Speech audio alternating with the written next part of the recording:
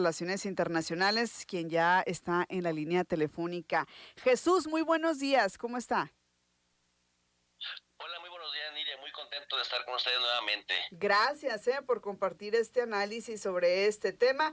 Donald Trump va retrasando, ¿no? La entrada en vigor de los aranceles, esta amenaza, bueno, yo lo veo como amenaza, pero la va retrasando y supongo que esto va de acuerdo a las negociaciones o también los acuerdos a los que llegan los países involucrados, ¿no? Sí, mira, yo tengo como tres interpretaciones Ok. del por qué y creo que juega un papel muy importante el que México le esté hablando con datos duros. El primero que considero importante es Donald Trump parte de un punto pragmático Ujú. en el cual aprovecha la simetría de poderes con Canadá y con México.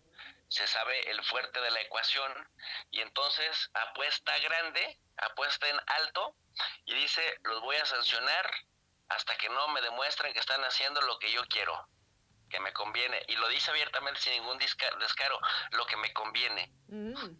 Entonces, implica esto que pues los gobiernos le trabajen y le evidencien, pero en el caso del gobierno mexicano lo que hace la diferencia frente al de Canadá es que Canadá solamente aceptó hacer, mientras México, sin amagar y es decir, mostrando cabeza fría, México también le exige que pues trabajen en el tema de detener el ingreso de armas para México, porque le muestra que con las armerías, 9,000 armerías entre California y Texas en la frontera con México, pues en realidad sí es una externalidad que impacta directamente en la inseguridad en México y que potencia a los grupos criminales que terminan finalmente llevando la droga para Estados Unidos. Y no solamente fentanilo, Ujú. pero entonces esto hace que Donald Trump entonces pase del punto pragmático de imponer por la fuerza a decir, ok, entonces estudiemos. Pero eso me lleva al segundo punto. Ujú. Estados Unidos, aunque hacia afuera, Niria, es una potencia gigantesca, hacia adentro tiene un poder atomizado. ¿Qué significa esto?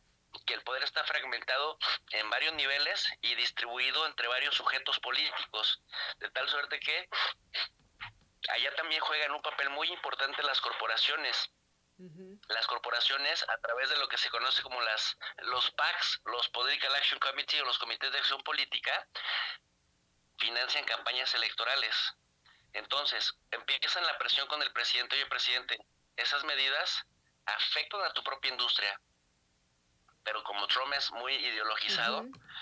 si Trump de pronto dice, bueno, está bien, pero va porque va, son las mismas empresas estadounidenses que tienen intereses en México y en Canadá las que se convierten en aliados que abogan y que presionan fuerte para que no les afecte tampoco a ellos, no porque sean hermanas Claro. de la caridad. Si Trump no cede, entonces van con el secretario de Comercio, con el secretario del Tesoro, con el secretario de Estado. Si el gabinete, porque está subordinado, tampoco accede, entonces van con los senadores, van con los congresistas para que desde sus distritos pues y desde sus curules hagan presión y se conviertan en una barrera para que por lo menos no se convierta en algo permanente y puedan sobrevivir únicamente los años de la administración disruptiva. Y en Ujú. tercer lugar, ¿cómo afecta esto a los votantes en caso de que sí haya una retaliación? Es decir, que nada me mueve de mi posición, no estaba exagerando, iba, porque eso es al final el mensaje que manda. Dice, bueno, reconozco que sí disminuyeron la entrada de indocumentados, pero eso se debe a nosotros, gracias a que nosotros pusimos un montón de medidas en la frontera, o sea, de alguna manera desestimando lo que sus aliados han hecho por Estados Unidos. Pero ¿qué tal si México dice, ah, ¿de verdad es por ti? Ok, pues imponme los aranceles el 2 de abril y yo ya no hago nada y a ver si lo que tú haces es lo único que explica el por qué bajaron esas entradas. Ujú. Igual con el tema del fentanilo y otros opioides. Ujú. Entonces, México mantiene una estrategia también de estira y afloja antes de implementar el plan B, porque el plan B, ¿de qué se trata? De identificar los distritos más trompistas Ujú. y de congresistas que apoyan el trompismo y entonces retaliar, no de manera general, pero muy focalizado, pero muy fuerte, para que esa gente de ahí y esas empresas se vean afectadas y entonces esas mismas sean las que le impongan presión al propio gobierno o en su defecto en 2 años que vienen las elecciones intermedias, pues se vote en contra de Donald Trump y entonces lo debilitas políticamente como pasó en la primera administración, en donde Trump perdió su mayoría en los 2 primeros años y gracias a eso le empezaron a entretener con juicios políticos al interior de Estados Unidos, Nidia. Ujú. Oye, muy interesante todo este análisis, Jesús. Y fíjate, esto es en el segundo punto que mencionas. Sí, yo recuerdo que también incluso esta ha sido una, pues un parte de las líneas discursivas de México, de que el tema de los aranceles, pues no solamente iba a impactar, sino que más a ellos que a nosotros y poniendo como referencia a varias empresas. ¿Qué sectores son los que tú consideras, Jesús, son esos que van y presionan a los congresistas, a los políticos cercanos a Donald Trump para que pues le baje 2 rayitas, ¿no? En el tema de los aranceles. Bueno, uno nos había mencionado, es que hay dos tipos de aranceles o dos tipos de impuestos que quieren Ajá. poner.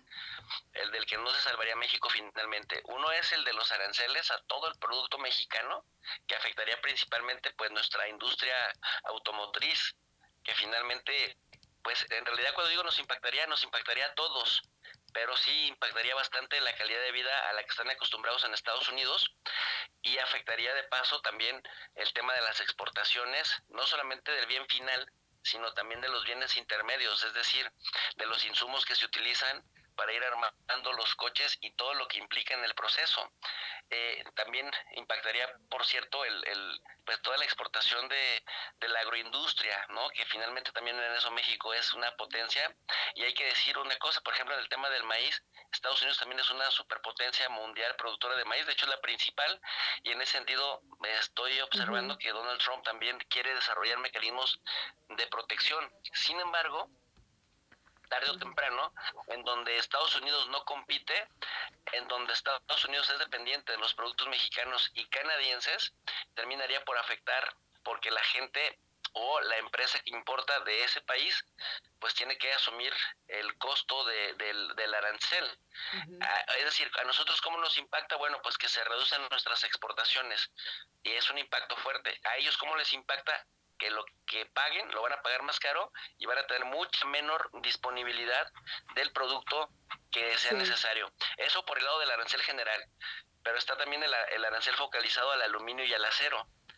En ese sentido, pues Estados Unidos también, nuevamente, al no ser México ni su principal exportador de aluminio ni de acero, digamos que nos afecta, pero solamente la industria acerera que tiene negocios con Estados Unidos. Sin embargo, al que sí le viene a pegar es a Canadá durísimo porque Canadá depende de exportar hasta el 75% de estos productos, particularmente con el acero, a Estados Unidos y más del 50% de su exportación de aluminio va para Estados Unidos. Eso, bueno, pues sí le pega durísimo también, pero eso también genera que los canadienses reaccionen duro y, ¿sabes? Pues nos lo mantienen entretenido, digamos, un poco porque finalmente lo que está demostrando hasta ahora Donald Trump es que está más bien siendo pragmático. Es decir, de los tres enfoques que yo mencionaba al principio, está aplicando el primero por pragmatismo y no por ideología. Que eso, digamos, ya es ir de gane. ¿Por qué? Porque significa que sí está escuchando a sus asesores, sí está escuchando a los empresarios que le metieron dinero a la campaña y que se verían afectados con estas medidas. Y en tercer Claro. lugar, pues se está dando cuenta que mientras asusta, pero no lo hace, va funcionando el trabajo para ellos. Él queda como el fuerte de la ecuación, pero no termina por afectar ni al mercado estadounidense ni al mercado mexicano. Vaya, Nidia, ni siquiera el tipo de cambio como pasaba en su primera administración. Entonces lo importante es que siga posponiendo y aceptando que no pueden ser aranceles generalizados, porque finalmente Claro. sabe que Sí. se afectaría mucho las industrias en Estados Unidos y aquí está algo muy importante, pero Ujú. entre más siga posponiendo, también va a perder credibilidad por parte de su audiencia, de sus votantes. Entonces, entre más Ándale. posponga, más se debilita. Oye, esto me parece bien importante. Ya por último te preguntaría, ¿cuánto justamente crees tú que pueda durar esta estrategia de posponer y de exponer los aranceles, tomando como referencia esto último que comentas, que esto con el paso del tiempo a él le va a restar credibilidad? Yo creo que están trabajando arduamente equipos profesionales, bueno, o esperaría que fueran profesionales, evaluando justamente el impacto de dos cosas. A ver, ¿qué hacemos si seguimos posponiendo, viendo que Canadá y México sí están cumpliendo con lo que públicamente anunciamos? ¿Cómo eso nos termina impactando en la credibilidad? Si seguimos, bueno, entonces podemos decir que gracias a que yo estuve presionando, ellos trabajaron, no lo hacían antes de que yo llegara, porque ese es todo su discurso. Haz de cuenta que el mundo para Trump empezó el 20 de enero del 2025. El otro día hasta se atrevió a decir que en su primera administración no había narcotraficantes, no había indocumentados, o sea, no había nada, pero cuando él se fue, el mundo cambió y en estos 4 años Biden echó a perderlo todo. O sea, Ujú. una mentira gigantesca que pues solo sus votantes le pueden creer. El 20 de enero dice, arrancamos con todo y en un mes se ha hecho de todo. Entonces, si ese discurso pega, Ujú. a pesar de que los amagos no se cumplen y los asesores ven que el nivel de aprobación de su gestión sigue manteniéndose firme, van a seguir por ahí. En el momento que vean que no, que se les va cayendo la credibilidad en los índices de confianza y en estas encuestas que hacen diario todos los días. Hay un sitio muy interesante que le recomiendo a la audiencia que pueda ir a revisar, se Ujú. llama 538, así se escribe en inglés, Ujú. 538 en español, y ahí vas viendo los niveles de aprobación de su gestión, Ah, los los vamos a porcentajes día consultar. por día. Me parece que en la medida que esa ecuación empiece a cambiar, Donald Trump va a por ahí meter algún amago, Bien. algún susto. Muy bien, Jesús, pues te agradecemos muchísimo esta intervención, esta colaboración acá en Sonora Noticias AM. Te enviamos un saludo, te agradecemos, estamos en contacto, si te parece. Muchas gracias, con gusto. Saludos, Buen día. es Jesús López Almejo, investigador.